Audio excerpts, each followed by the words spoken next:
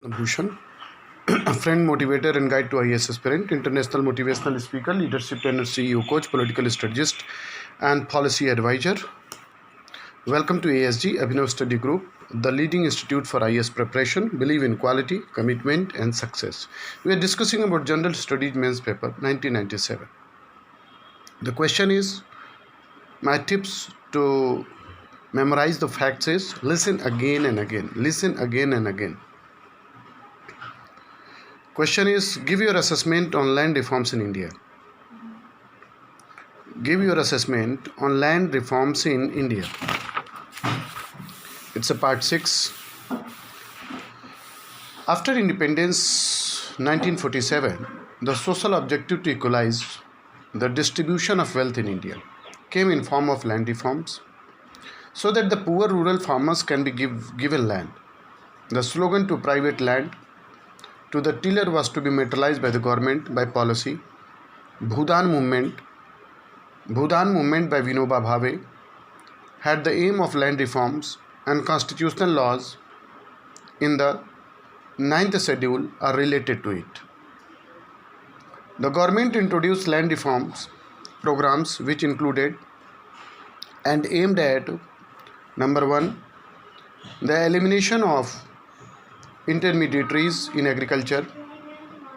Number 2, introduction of tenancy reforms in such a way that tenants would get maximum benefit and exploitation can be removed.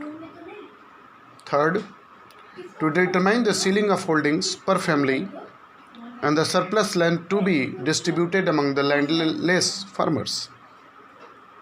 Fourth, to consolidate land holdings to introduce modern technologies uses in them.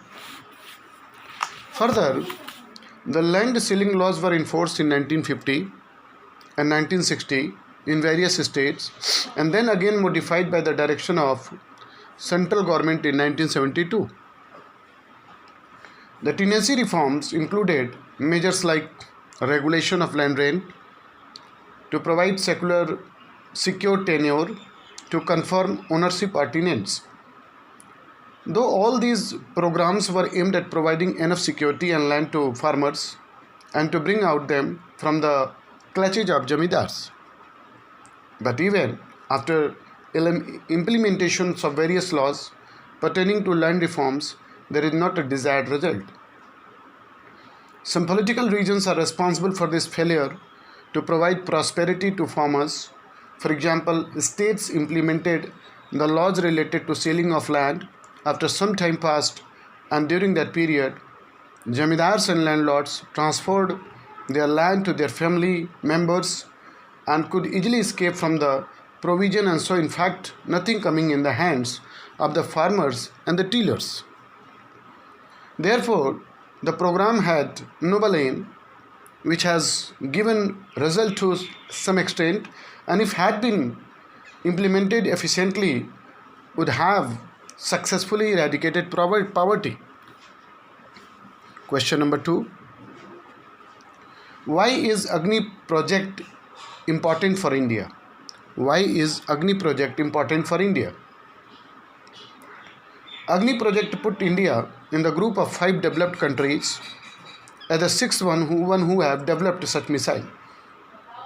Agni is a ballistic missile. Agni is ballistic missile indigenously developed by India. Agni is a ballistic missile indigenously developed by India.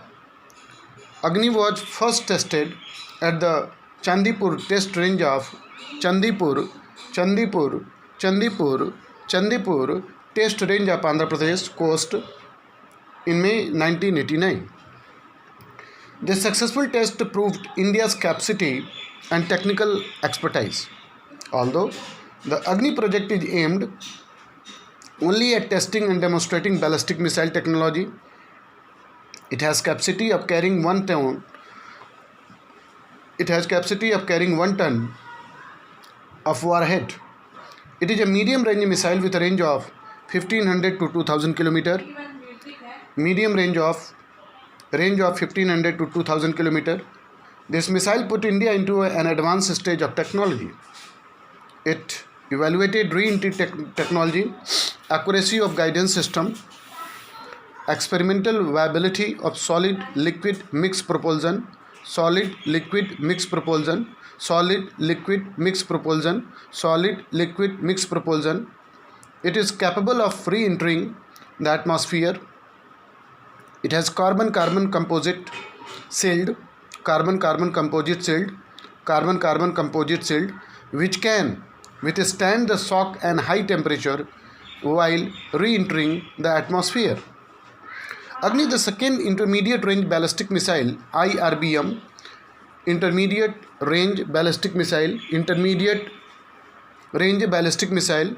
was again test fired in May 1992 and third in January 1994. The aim of India is always peaceful development, but the changing world scenario on the defense field made it necessary for India to be well equipped and well developed in defense technology and equipments. This missile has not only put India into a safe circle of security, but also increases its weight in international politics. Moreover, this project has been proved helpful in maintaining balance of power equation in South Asian bloc. It's all critical components are built up indigenously and has only 5 to 6% import contains by value. One more remarkable feature of missile is that it uses strapped down inertial navigation system, strapped down inertial navigation system. It had explicit guidance scheme with a high speed computer on board. Agni has not only technologically, scientifically, and in the field of security, but also in international politics, put India on a noticeable platform. This is the question number 2. Now the question number 3. How has India's nuclear program contributed to the economic and defense requirements of the country? How has India's nuclear program contributed to the economic and defense requirement of the country? India exploded its first nuclear device in 1974 in Pokhran, 1974 in Pokhran, 1974 in Pokhran, 1974 in Pokhran. Since then, India has achieved many milestone success in its nuclear program. The first demonstration of India's nuclear capacity in 1974 was a surprise for the world and jealousy for some countries. But India has always emphasized its use for peaceful development. In last 2.5 decades, India's nuclear program has maturely developed on both civil and military fronts. However, India started its nuclear program since 1950s when it established the Bhabha Atomic Research Center, Bhabha Atomic Research Center, Trombay, Bhabha Atomic Research Center, Trombay, Bhabha Atomic Research Center, Trombay, that is BARC, a heavy water moderate reactor circus with capacity of 40 megawatt, purchased from Canada. India purchased heavy water from USA. Starting from the first step, now India has come a long way by indigenous development of Dhruv reactor. Today, India has operating reactors at Tarapur, Rajasthan, Kalpakkam, Narora, Kakrapar and Kaiga. Today, India has operating reactors at Tarapur, Rajasthan, Kalpakkam, Narora, Kakrapar and Kaiga. All these technologies and facility in the nuclear fields developed by India contribute to its development in both economic and defense fields. In economic field, this technological advance development has led to electricity production, medical treatment, research in agriculture, preparation of nuclear medicine, food preservation, etc. In all these spheres, the nuclear program has immensely contributed. In defense field, India follows the policy of no first use of nuclear weapons, and Though India has not declared, but India is capable of developing nuclear weapon at any time. So even in the defense concern, India feels secure. However, research is well going on but with a peaceful aims. In economic and defense requirement, the nuclear program satisfies a great need of India development and security concern respectively. Thank you so much. Please do not forget to share, subscribe and like.